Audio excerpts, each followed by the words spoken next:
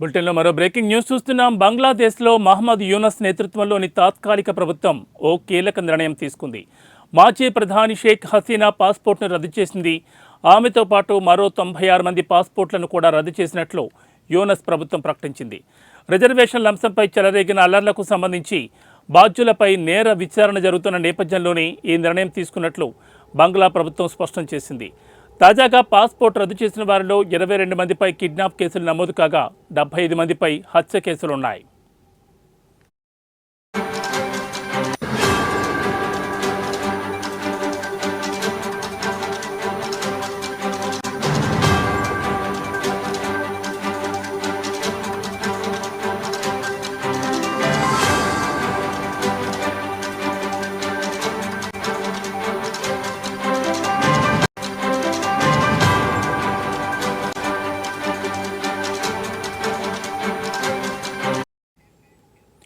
కిడ్నాప్లు, హత్యలకు పాల్పడ్డారంటూ హసీనాతో పాటు మరో 11 మందికి international crime tribunal arrest warrant జారీ చేసిన నేపథ్యంలో ఈ పరిణామం చోటు చేసుకోవడం గమనార్హం.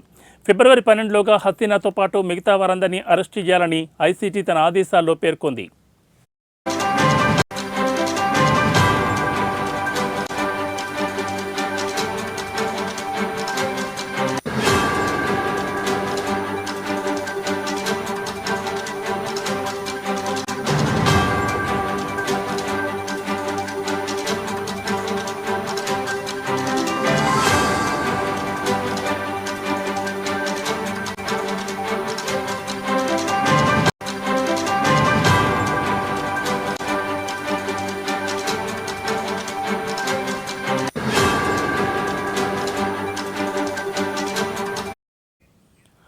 (1971) బంగ్లా విముక్త పోరాటంలో అసువులు బాసిన వారి పిల్లలకు, మనవలు, మనవరాళ్లకు 30% రిజర్వేషన్ల అమల్లో ఉన్నాయి. 10% స్థానిక పరిపాలనా జిల్లాల వారికి, 10% మహిళలకు, 5% మైనార్టీ తెగల వారికి, 1% దివ్యాంగులకు ఇస్తున్నారు.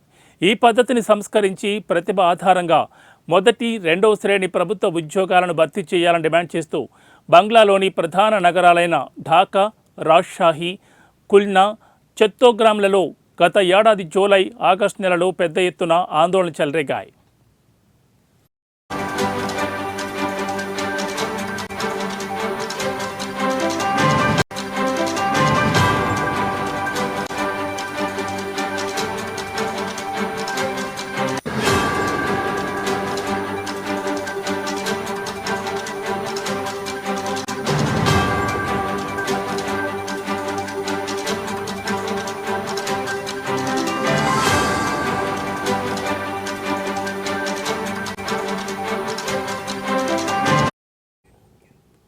ఇవి హింసాత్మకంగా మారడంతో వందలాది మంది ప్రాణాలు కోల్పోయారు.